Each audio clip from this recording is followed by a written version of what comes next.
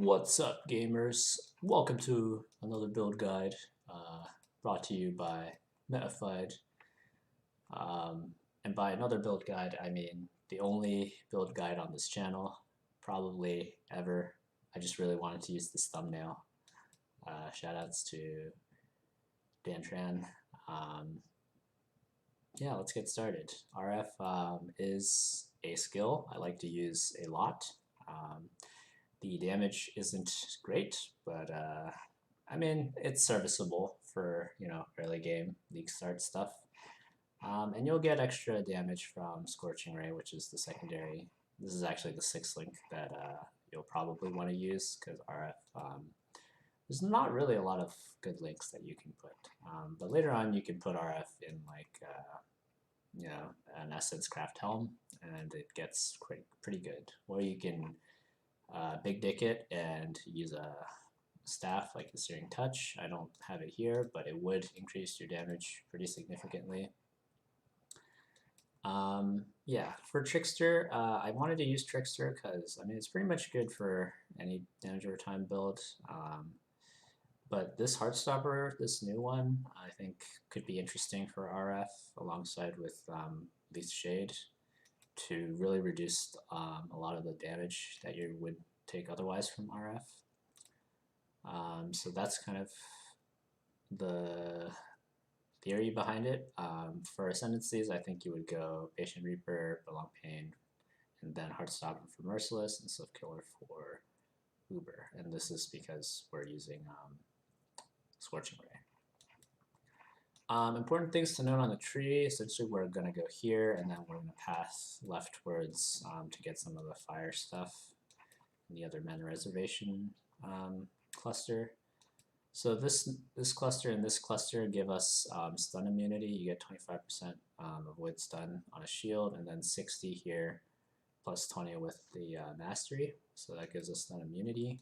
Elemental immunity, we're going to use Purity of Elements to fix it, which lets us kind of really go budget our gear. You definitely want to take this damage over time mastery for the degen reduction for RF alongside Soul of Arcali. This is actually a really good new Pantheon. For the minor one, I don't know, it doesn't really matter what you take. Mana reservation is quite important because we are using 4 auras. Whoops, I should probably put this back. We're using Malevolence, Purity of Fire, Purity of Elements, and Vitality. You might not have a lot of reserved mana to work with, especially if you don't have a lab enchant with mana reservation efficiency. So if you do opt to go for more of a damage lab enchant, what you can do is to put Vitality on your life. I think you'll end up with around 5,500 life, and I think that's pretty serviceable given our other defenses. Yeah, so what else? AoE nodes, good for RF, not good for Scorching Ray, but RF is kind of the meat and potatoes of the mapping part. This fire cluster is very good. You do want to get this fire damage over time multiplier because minus 30 fire res kind of doesn't matter for us because we're using Purity of Fire and Purity of Elements. Life masteries, of course, you want to take 50 flat. It's excellent. Vitality reservation, excellent. This superjet life per second while moving. It's kind of up to you. You're not always going to be moving with Scorching Ray, but you can save a point if you feel like it's not really working. Again, this is all theory craft. I don't know if this is actually going to work. Looks like it might work. These jewel clusters can also be spec'd out for something else, like this life cluster, or going for this damage over time cluster if you can't get these. But these are kind of like pretty budget jewels to begin with, so I decided to put them here. Yeah, and then you do want to get this for max fire res. This life regen wheel is pretty optional as well, but it does give you a pretty big amount of life regen here, so I do recommend taking it. Yeah, so that's it for the tree. For the links, just standard RF links, burning damage, elemental focus. Increased AoE I think is better for mapping, but you could put conk effect or efficacy if you really want. For our movement skill, I'm using Frostblink because Frostblink actually lets you continue your scorching, keep your scorching ray stages going. It doesn't interrupt your cast. And then I'm putting Hex Touch with Flammability on here. You could put this setup on something else if you want, of course. Scorching Ray, it's all standard stuff. I do opt for Infused Channeling for the tankiness, but you could go for a higher damage one if you really want.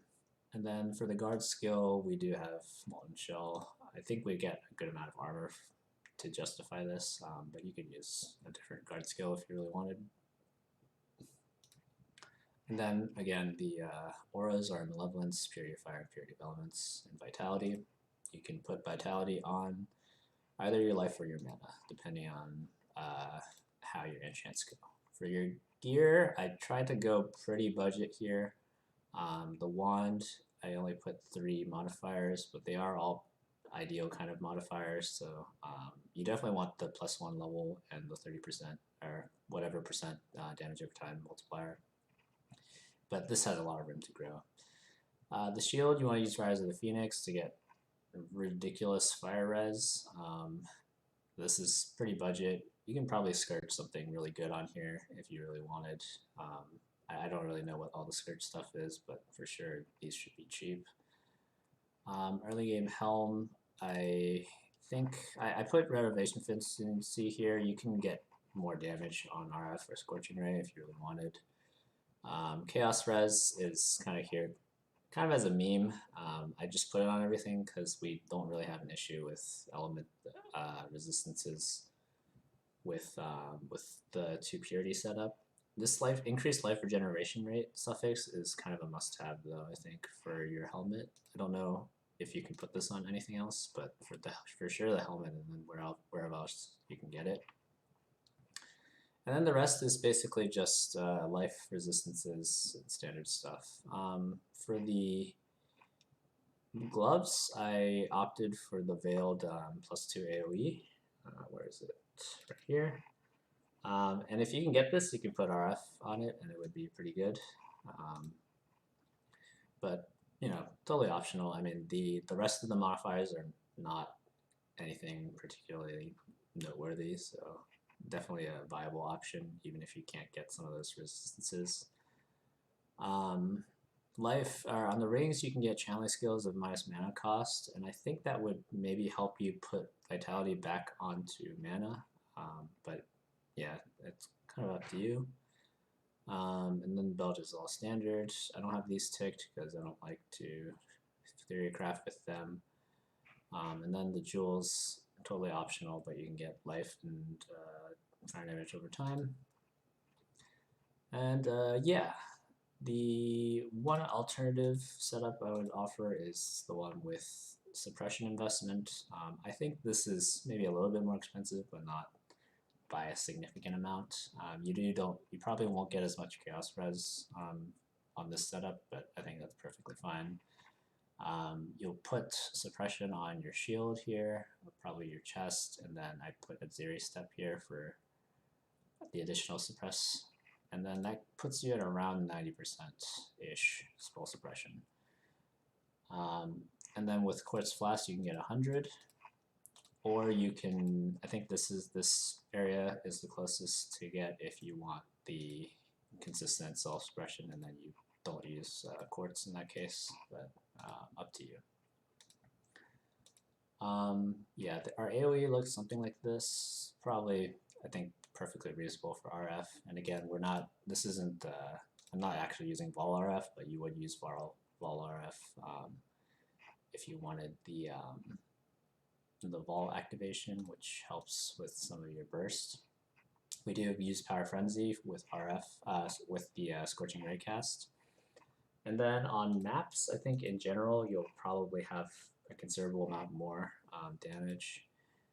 But against bosses, you might struggle a little bit.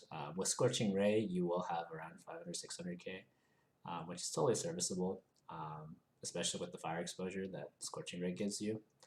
And again, a lot of this gear does have room to grow. And this is only level 92 sort of investment on the tree, so you can get a few more passive points as well to increase your damage. Alright, that's it. Like, comment, subscribe. Yeah, peace.